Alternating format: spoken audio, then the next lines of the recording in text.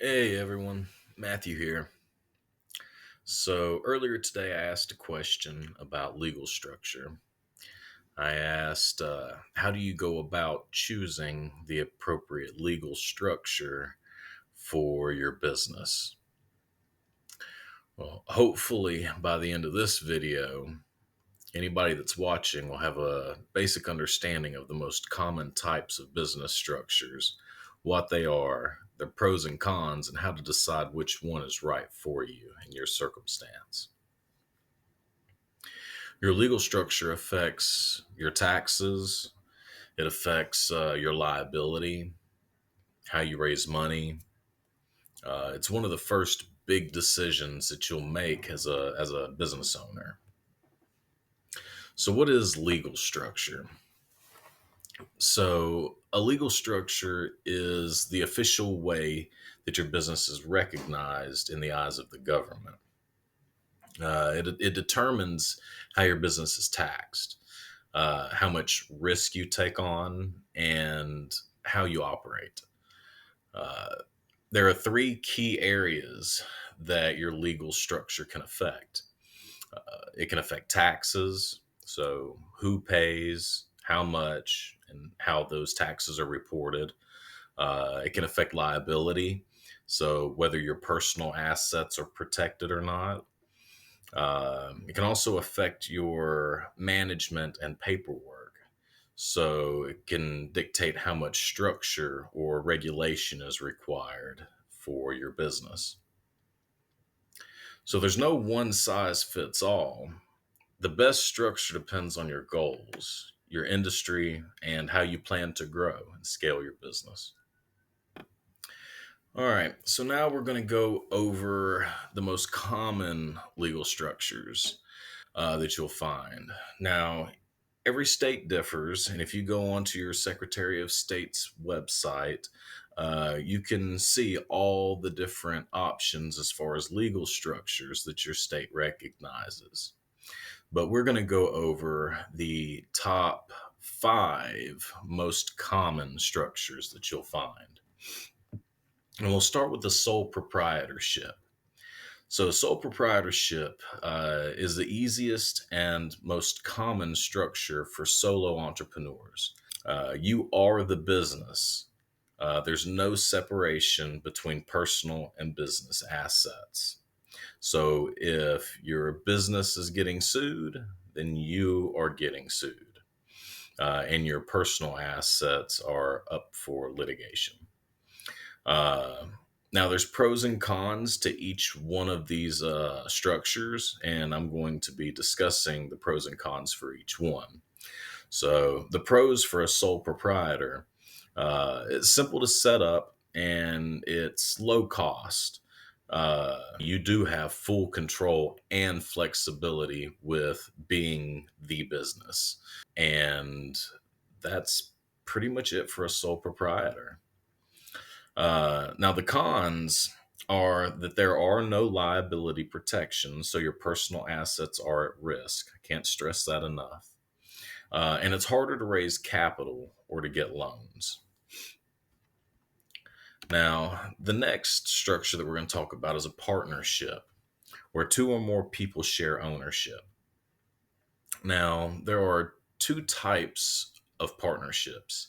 You have a general partnership, where the partners share equal responsibility within the company, or you have a limited partnership, where one partner is active in the company and the other one may play a more passive role. So, the pros to this type of structure, there's shared responsibilities and startup costs.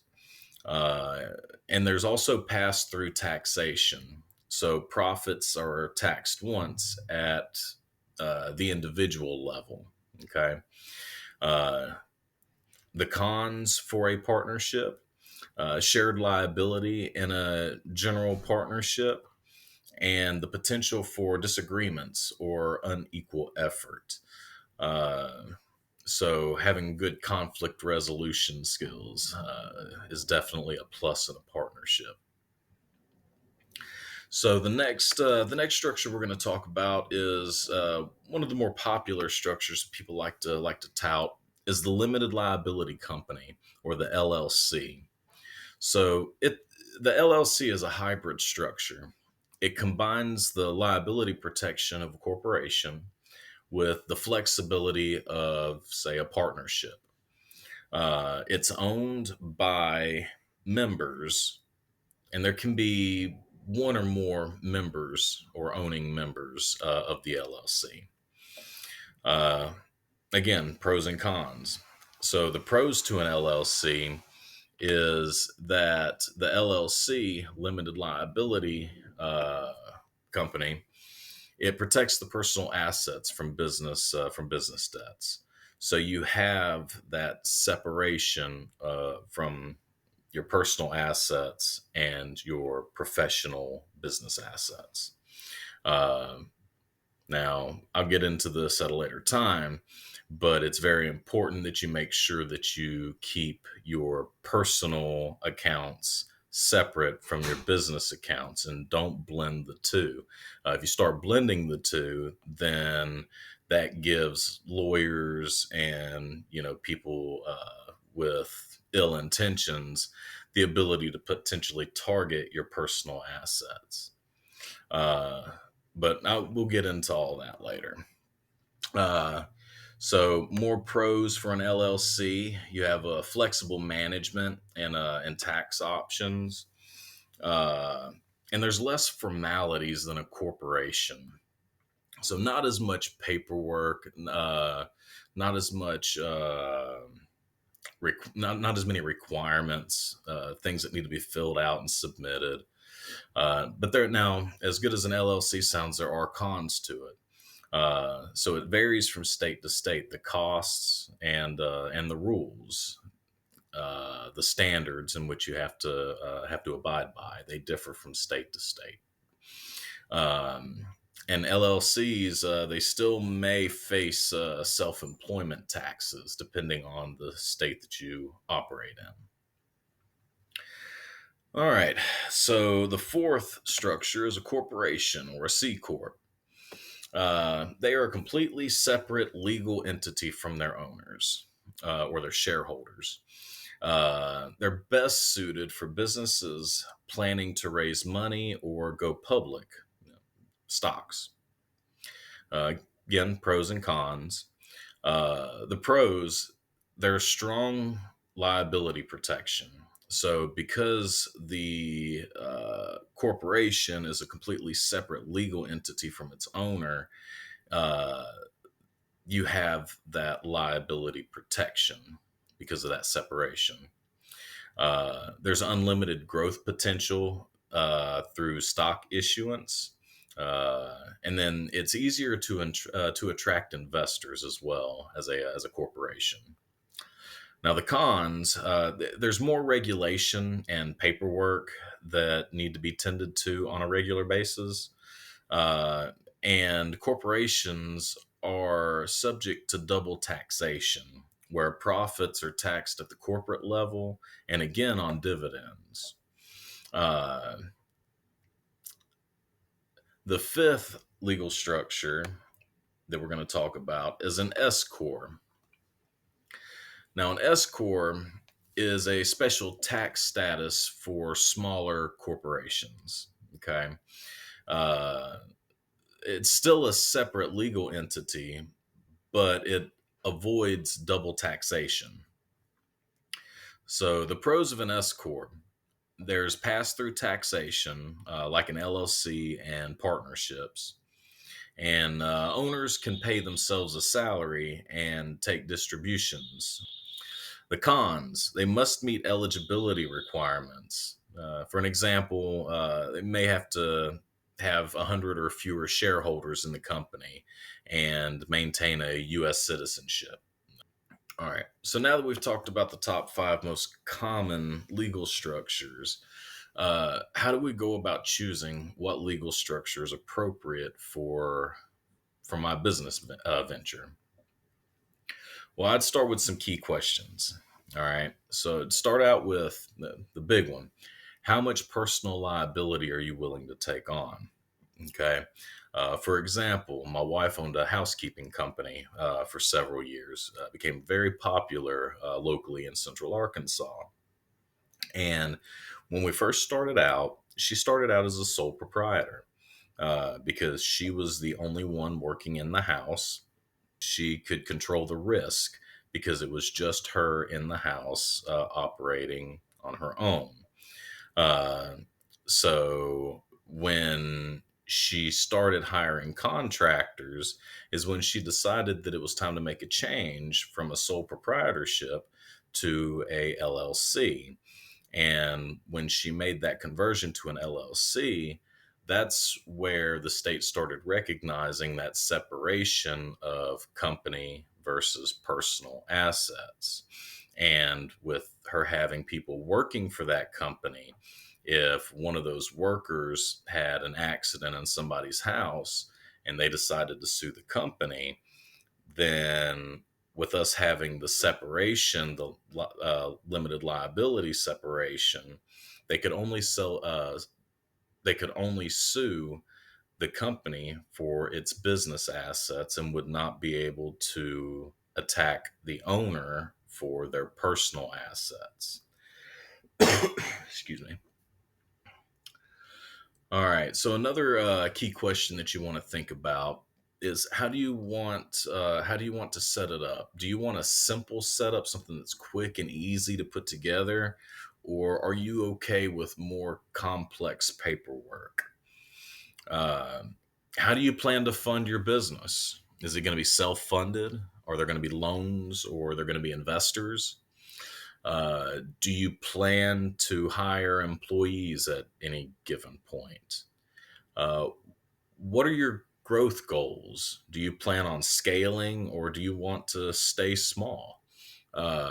Which both are fine answers. Um, those are some of the questions that I would be asking myself when I'm considering which legal structure to go with. Um, Now you also want to compare some of the key factors that each structure has. So some of those factors are the liability protection, the tax flexibility, the complexity and cost of getting it started, and funding and investment opportunities. So when thinking about liability protection, if you look at sole proprietorships and general partnerships, they offer no protection. But LLCs and corporations, they shield your personal assets from business debts. Uh, with tax flexibility, sole proprietorships, partnerships, and LLCs, they have pass-through taxation. Where corporations, they have a potential for double taxation unless you're an S corp, and then LLCs and S corps offer more tax planning options. And then when considering complexity and cost, sole proprietor is usually it's the cheapest and easiest to get started. Now, the most complex is the corporations. There's more compliance and higher startup and maintenance costs. Uh, And then the last factor is funding and investments. So LLCs and corporations are more attractive to lenders and investors, where sole proprietors and partnerships they may struggle to raise capital. All right, we have gone through and we've asked ourselves these questions. We've identified what legal structure we want to start our business with. What is the next step? All right, we're going to run through this real quick. All right. So, step one, I would advise you to talk to a professional. Okay. Even with a solid understanding, a quick conversation with a lawyer or a CPA, it can save you time and costly mistakes. Okay. They'll help you choose which legal structure is best for you based on your state laws, your tax situation, and your growth plans. Okay. Um Next step, I would recommend using low cost or free resources to help you build this business. There are several resources out there. You have SCORE, which is the Senior Core of Retired Executives. They offer free mentoring from experienced business professionals. The Small Business Administration, they provide local assistance for startups, and then the local small business development centers. So I've worked and operated here in Arkansas, and we have the Arkansas Small Business and Technology Development Center here out of Little Rock, and they've always been phenomenal with helping with whatever questions or problems I may be running into. So the next step after that, you've talked to a CPA, you've got clarity that your plan is, on point. Uh, Now you're going to have to manage the startup process, choosing your business name and checking its availability. All right. So you may choose a name and not realize it, but there may be another business out there that's operating under the same name or a very similar name. Okay. You want to make sure that yours is something unique. All right. So choose your business name and check its availability. All right. Register your business with your state. Usually it's through the Secretary of State's website. You can sign for your business. You want to get your EIN or your employer identification number from the IRS. It's easy and free to apply online. Open a business banking account to separate your personal and business finances. I cannot stress this enough, especially for you LLCs out there. Okay. Make sure that you have separate accounts for your business. And you want to apply for the appropriate licenses and permits as needed by your industry or as required by your state. So now we want to get organized. Okay. We want to organize our business.